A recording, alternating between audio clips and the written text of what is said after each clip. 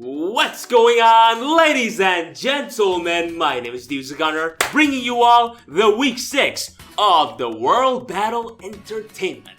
That's right, folks. Unfortunately, we have been not necessarily having a good season so far because we are currently 1-4 right now. Fresh off 3 consecutive losses from Joey, Envy, and Chimp. This hasn't necessarily been going the way I necessarily wanted to, but at the same time, trust me when I tell you it ain't over until the fat lady sings. We still got 5 more games left, and these are 5 games that I have absolutely no intention of letting go this time around. Hopefully. I can't promise anything in life, sadly. But yeah, before I continue, I just want to apologize real quick for not having 2 team builders for the last 2 weeks. Basically, the situation was that I fought Envy at a very late time.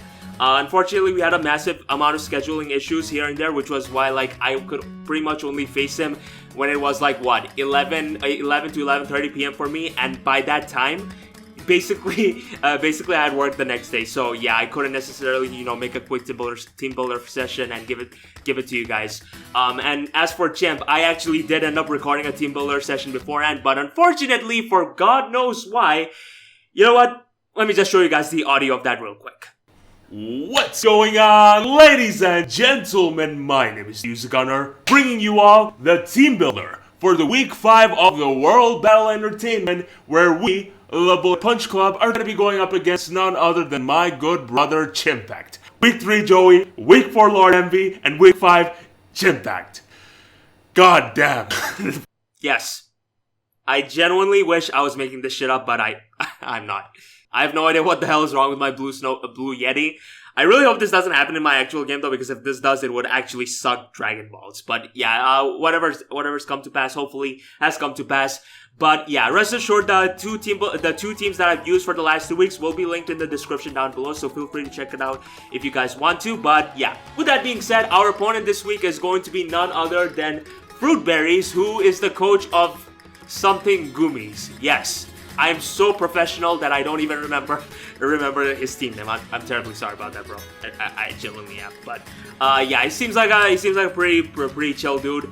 He's a pretty successful YouTuber regarding Minecraft and all that stuff. So yeah, it's really nice to see a new face here in this community. And yeah, now as far as this team goes, you should be able to see that here and now. And just from team preview alone, it is pretty much, I would say, in my favor, in the sense that my offense definitely has a lot of potential against him, but at the same time, his is nothing to sleep on, especially when considering how he happens to possess a Haxorus, as well as other breakers like Golisopod, which I actually do struggle a lot regarding how I switch into that thing, as well as other Pokemon like Alola and Marowak, which, trust me when I tell you, Hydreigon is not a fucking switch in for that shit, okay? So yeah, I definitely need to play my cards carefully, and as you can see, these are the 6 that I expect him to bring, considering the builds that he's brought this time around, with some exceptions here and there. Like, I guess he could bring Magnezone over Golisopod or Rhydon over Golisopod, but yeah, as far as these 5 Pokemon go, I very much think that there is a 100% probability of him bringing that. So yeah, with that being said, enough of me rambling on, let me show you guys what I got here and now.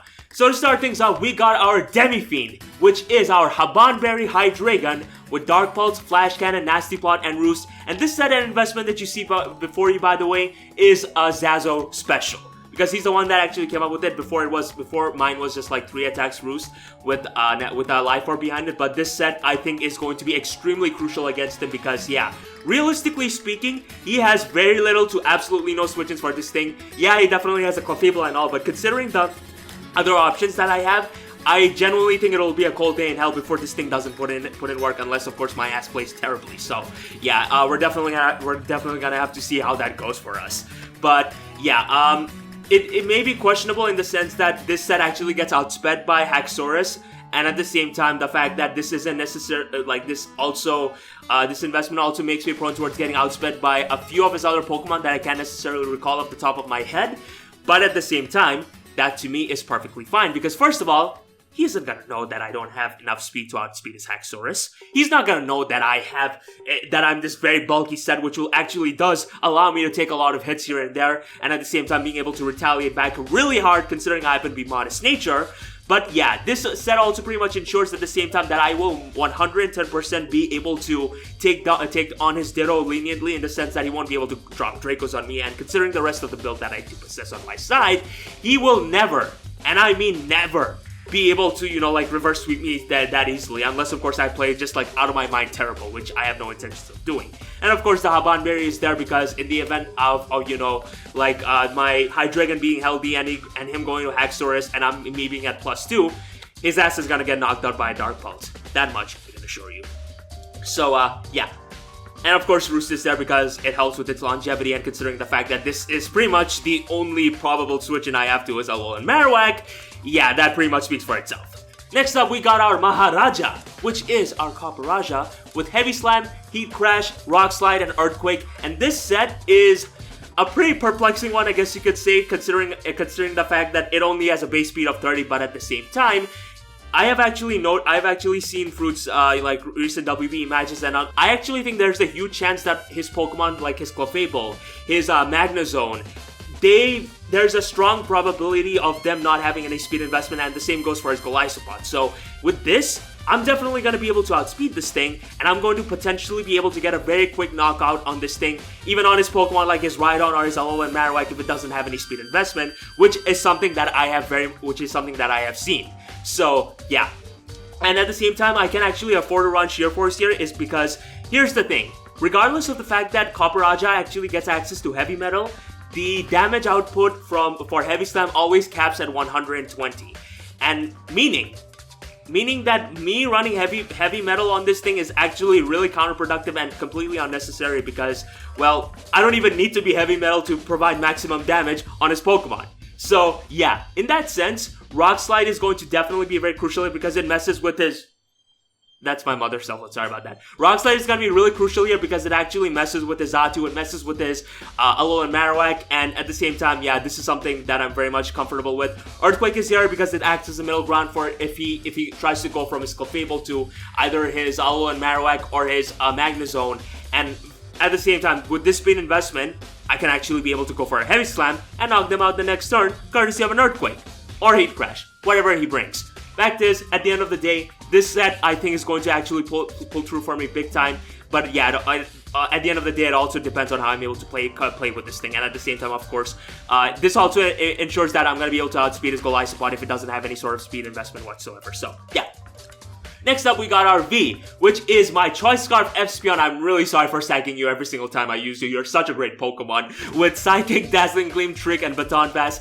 And this set is pretty much self-explanatory in the sense that I will always be able to outspeed his Haxorus and be able to pretty much knock him out with a Dazzling Gleam after I'm able to get Prior Chip damage off on this thing.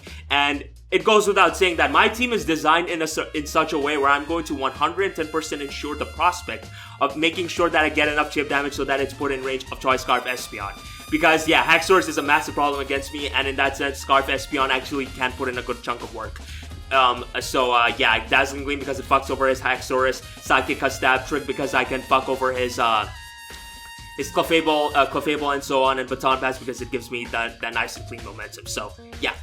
Next up, we got our Dorothy, which is our Shukaberry Stunfisk with Yawn, Earth Power, Discharge, and Foul Play. Now, originally, it actually happened to possess Stealth Rock over Yawn, but if there's something that I've seen in my mocks, I found that Stealth Rock wasn't necessarily much beneficial for me because the thing is, like, every Golisopod that I faced, it had heavy-duty boots.